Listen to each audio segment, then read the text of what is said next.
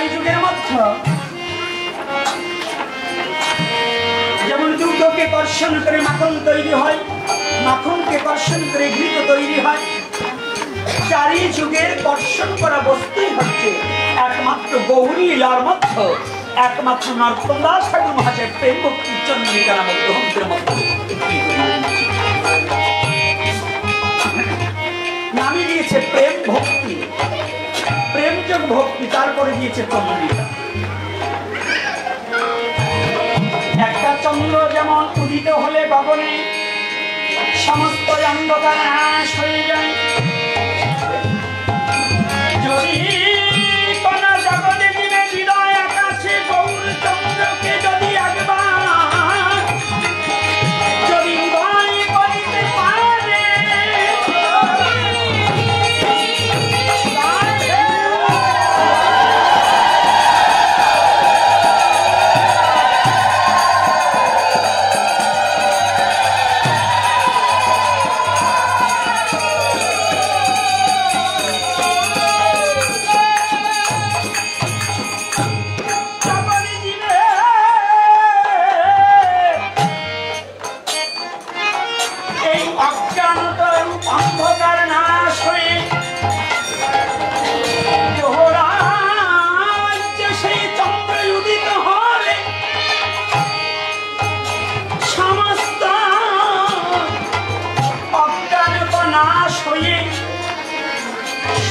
প্রেম ভক্তি জাগ্রত হয়ে যাবে।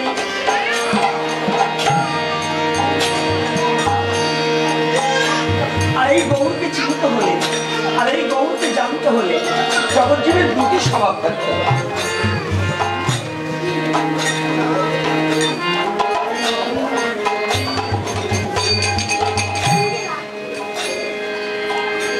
দুটি স্বভাব থাকতে হবে।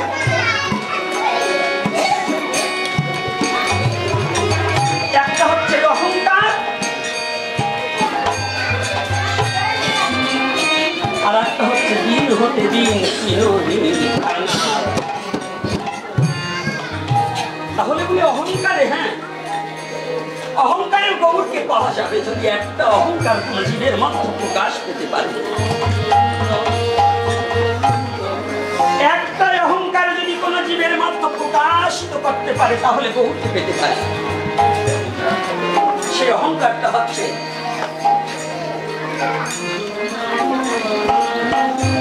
মহাজন বললেন,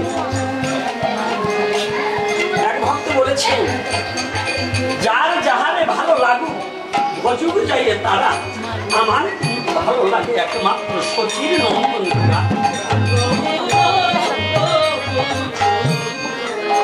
কথাটা কি, যার যাহারে ভালো লাগুক গজুগ যাইয়ে তারা, আমার কিন্তু ভালো লাগে একমাত্র সচির নন্দন। যে একমাত্র অহংকারে দাঁড়িয়ে আছে, জগতে আমি গৌর বিনে কিছু জানি না, আমি গৌর বিনে কিছু বুঝি না, গৌর বিনে বিশ্ব জগতে জানো আমার আর কিছু জানার প্রয়োজন হয় না।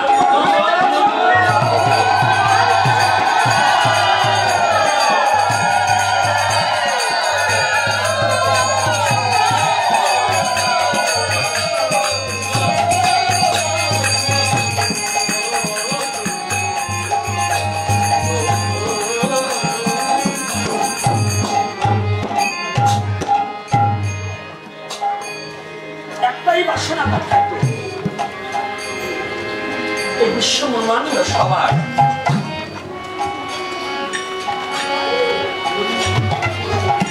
এই একটা অহংকার থাকতো না, এই বিশ্ব ব্রহ্মাণ্ড সদাকার। কিন্তু জানো আমার অহংকার থাকে একমাত্র অহংকার, যে গৌর করি যে আমার গৌরকে যে আমার করে নিয়ে এই অহংকারের মাঝে ডুবে থাকতে পারে বিশ্ব জগতে, সে তার মতো বিশ্ব জগতে আর কিছু প্রয়োজন হয় না। সব তোমার, কিন্তু গৌর করি তুমি তো আমার।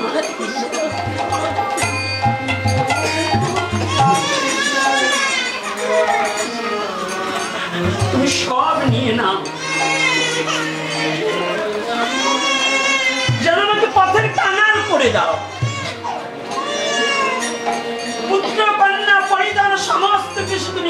নিয়ে যাও। শুদ্ধ মানুষের কথা তুমি সব কিছু আমার নিয়ে নাও, সব কিছু আমার থেকে কেড়ে নিয়ে যাও। আমার পুত্র কন্যা পরিজন সবাইকে তুমি আমার কাছ থেকে নিয়ে যাও। এই জগতের সবাই আমাকে দেখে মুখ ফিরিয়ে নিয়ে যাক, আমার কোনো দুঃখ নেই।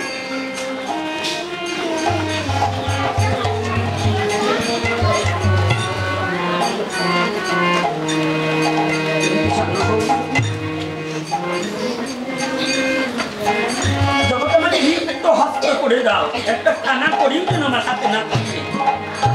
তথাপি একটা জিনিস আমাকে করে দিও না,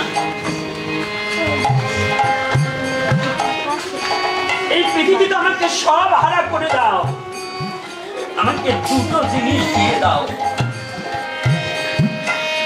একটা কি জানো, আমি বদল করে যেন গৌরাঙ্গ বলে ডাকিতে পারি। Oh,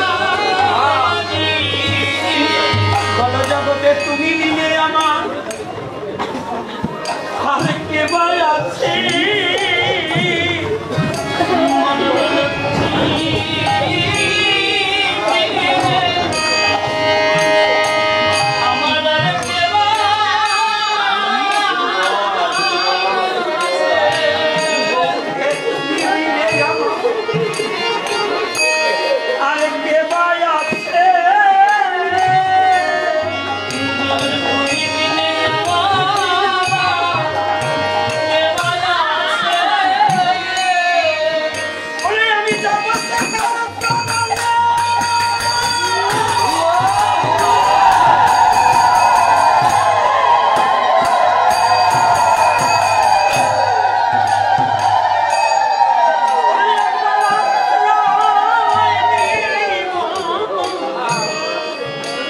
জগতে বলো তুমি নিলে আমার আছে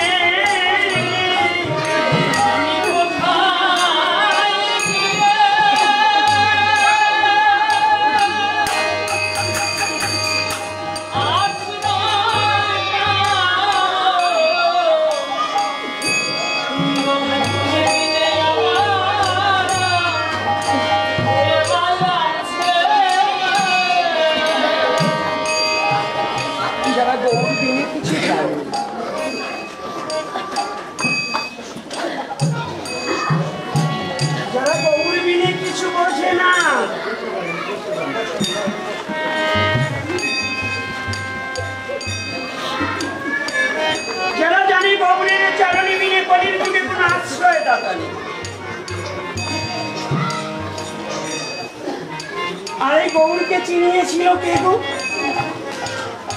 গৌরকে জগতে জানিয়েছিলেন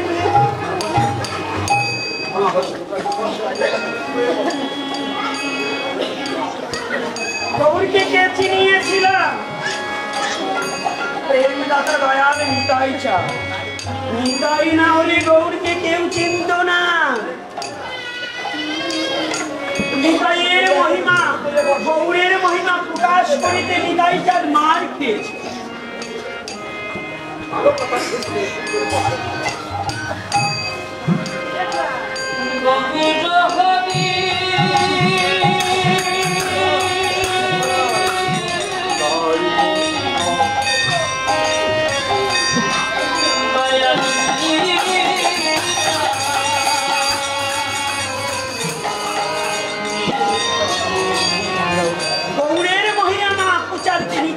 মার খেয়েছিল।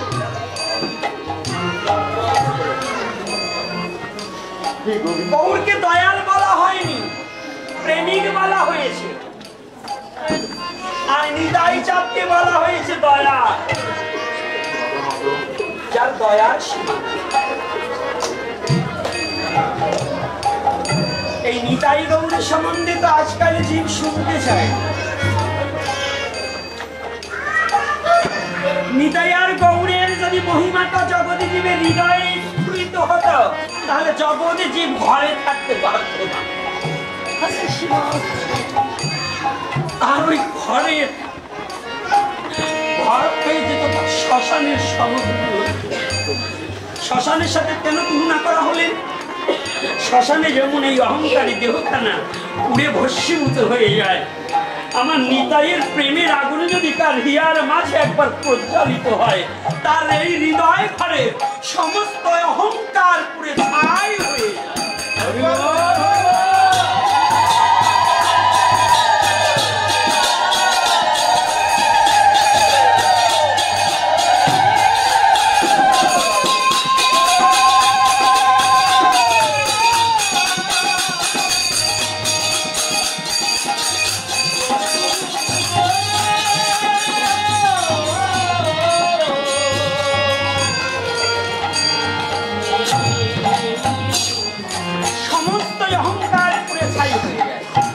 শ্মশানে শ্মশানে যেমন কত রাজা প্রজা, কত অভিমানী দেহখানা, এই দেহখানার যেমন কোনো মূল্য থাকে না।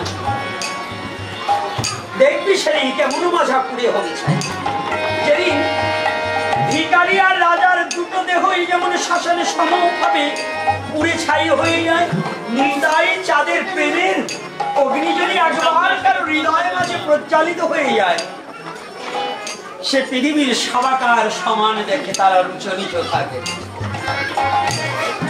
আর আমার এই নিতাই চাঁদ শিখিয়েছে গৌর চাঁদকে চিনা।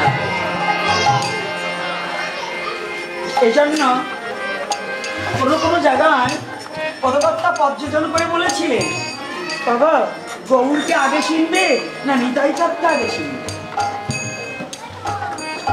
যদি জগতে জীব তুমি নিতাইকে পরিত্যাগ করে গৌরকে আগে চিনতে চাও, তাহলে গৌরকে শত জন্মে নয় কোটি জন্মে গৌরকে চিনতে পারবে।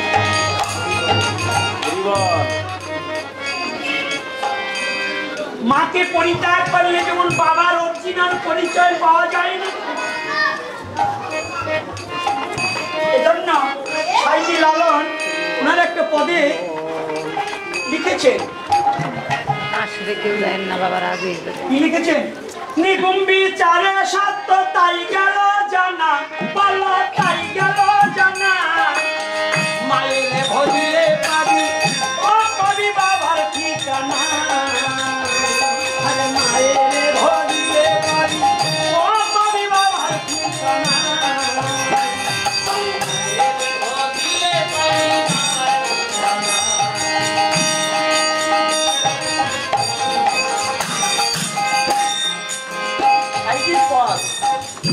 নিগুম বিচারে সত্য তাই গেল জানা, মায়ের ভজিয়ে পাবি। মা ভিন্ন জগতে জীবী যেমন বাবার অরিজিনাল পরিচয় জানিতে পারে না, নিতাই ভিন্ন জগতে গৌরীকে তেমনি চিনা যায় না, গৌরীকে নিতাই ভেঙে জানা যাবে না,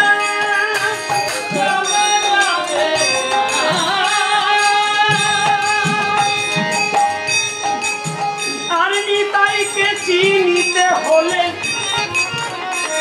নিতাইকে জানিতে হলে অতীতা জীবের যেমন নিতাই চাঁদের যে স্বভাব, সেই ভাবকে যেমন আশ্রয় না করিলে পরে নিতাই চাঁদের কৃপা হবে না। নিতাই চাঁদের ভাব কি? নরনাথ ঠাকুর মহাশয় লেখেন, আনন্দ নিত্যানন্দ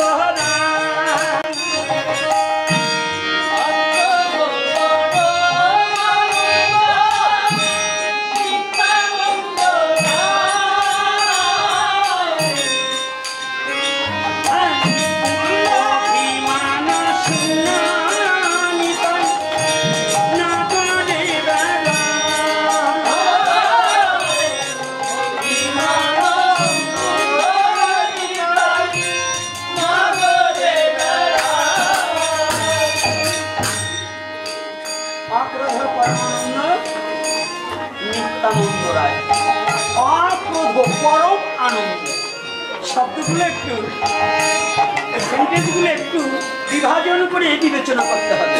একত্রিত বললে এই ভাষাগুলো শতকরা ৯৯ জন লোক বুঝতে পারবে না কি বলছে। প্রথম বলছে অক্রোধ, দ্বিতীয় বলছে পরম যোগ আনন্দ, পরমানন্দ, তারপরে বলছে নিত্যানন্দ রায়, অভিমান শূন্য নিতাই নগরে বেড়ায়। তাহলে ক্রোধটা কি? নিতাই চাঁদের ক্রোধ ছিল না তা না। যদি নিতাই চাঁদের ক্রোধ না থাকতো, গৌর চাঁদের ক্রোধ না থাকতো, তাহলে চাঁদ কাদিন কদিনকে কেন মশাল মিছিল করা হলো? করেনি?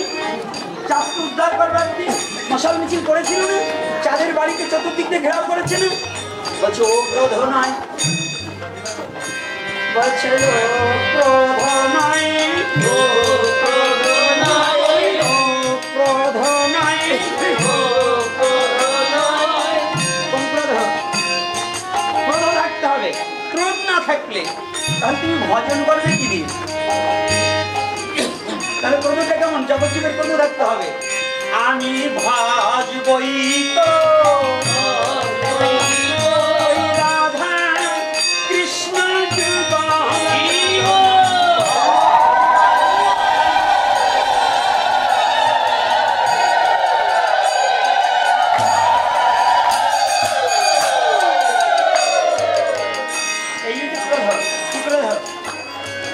যেটা বলুক পৃথিবীর আনের কথায়, বাজে কথায় কিছু আমার কিছু আসবে যাবে না। তাহলে আমি কি করব? আমি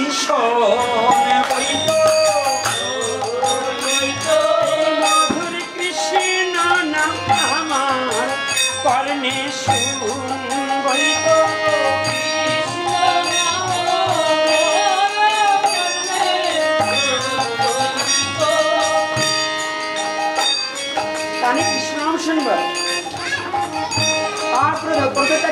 থাকতে হবে, কোন ক্রোধটা থাকবে না?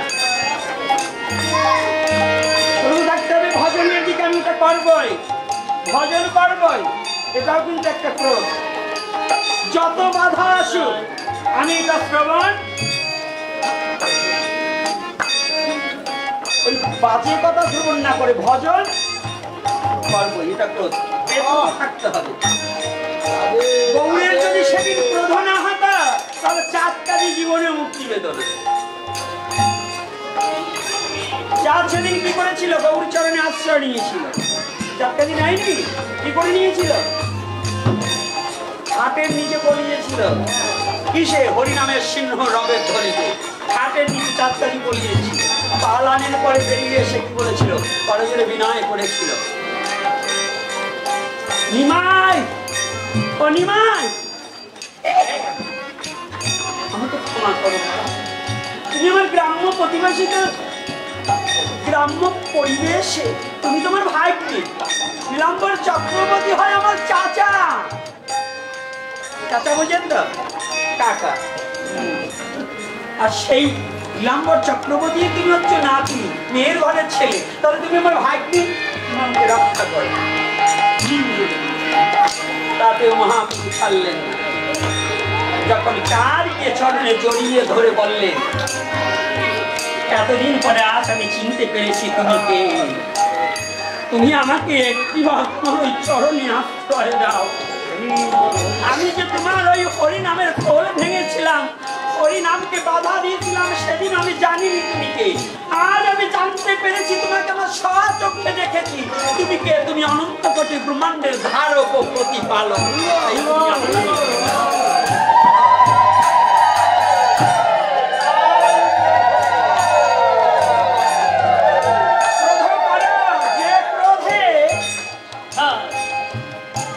কৃষ্ণ নাম প্রচার হয়, যে ক্রোধের দ্বারা অবিদ্যা দূরীভূত হয়ে গিয়ে শুদ্ধ কৃষ্ণ প্রেম ভক্তি জাগ্রত হয়, সেখানে ক্রোধ করা বৈধ।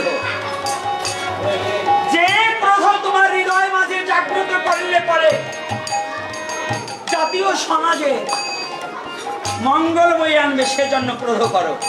কিন্তু তোমার ব্যক্তি স্বার্থের নেশি হয়ে তোমার আত্মসুখের জন্য জীবনে কোনোদিন ক্রোধ করো না। তোমার নিজের সুখ বিলাস ভোগ বাসনার জন্য কোনোদিন কাউকে ঠকাতে যেও না। এটাই দয়াল নিতাই চাঁদের আদর্শ, এটাই দয়াল নিতাই চাঁদের।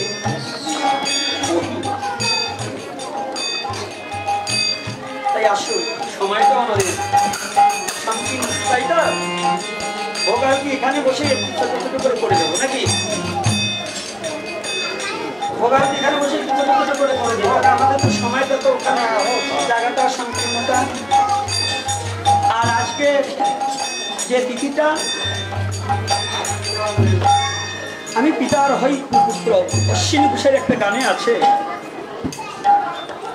প্রেমিক কবি অশ্বিনী, এই প্রেমিক কবি অশ্বিনীর একটা গানে আছে, আমি অনেক দিন হই স্বদেশ ছাড়া, আমার খবর পৌঁছে ভাই, আমার হরি পিতা শান্তি মাতা সুপুত্র ভাই আসি যারা, আমি পিতার হই পুত্র, ঘুরে বেড়াই সংসার ক্ষেত্র, ভাবে আমার মতো নাই। আজ আপনাদের সম্মুখে দাঁড়াবার যোগ্যতা আমার নেই,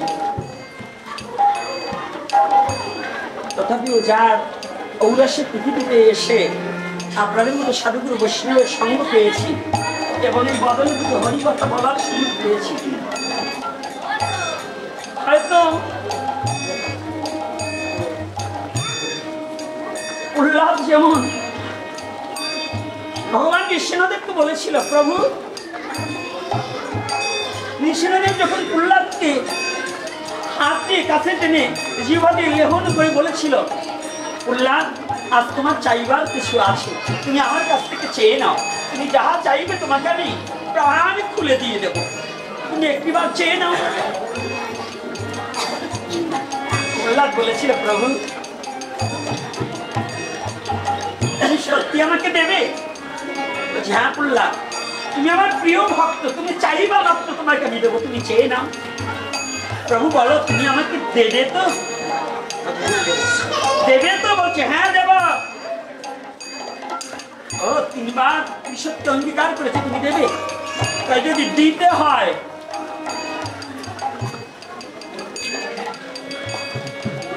প্রভু তোমার ওই হাঁটুর উপরে যে নিথর দেহটা রেখেছ না,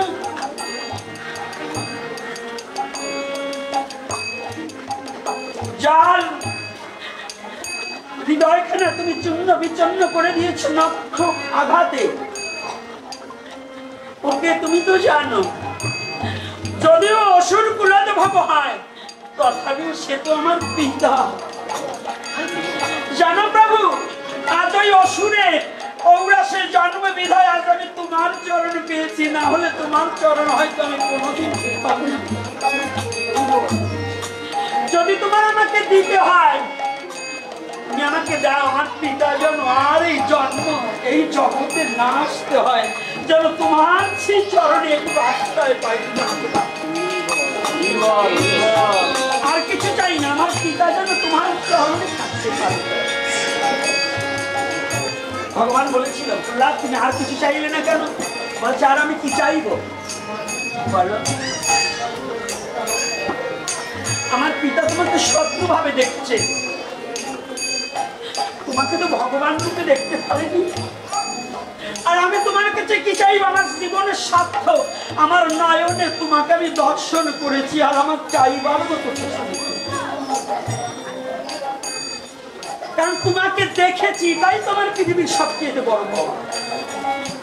কত যুগী যোগ সাধনে বসে থাকে, ব্রহ্মা তোমাকে ব্রহ্ম জ্ঞানে পায় না, তথাপি আমি তো তোমাকে বালক মাত্র, আমি তোমাকে নয়নে দর্শন করেছি।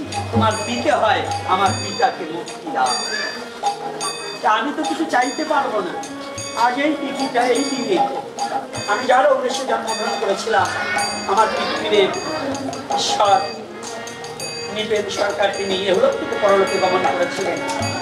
সেই দিন ধার্য করে আপনাদের মতো সাধু বৈষ্ণবকে হয়তো একটু ডাকা হয়েছে, কিন্তু আমার এমন কোনো যোগ্যতা নেই, আমার এমন কোনো ক্ষমতা নেই আপনাদের সেবার জন্য আয়োজন করবো।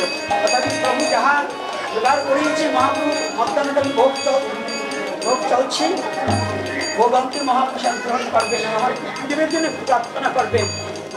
তিনি যেখানে যে অবস্থায় না কেন জীবনের সমস্ত অপরাধ মুক্ত করে দিয়ে গোবিন্দ যেন তার চরণে একটু আশ্রয় দেয়।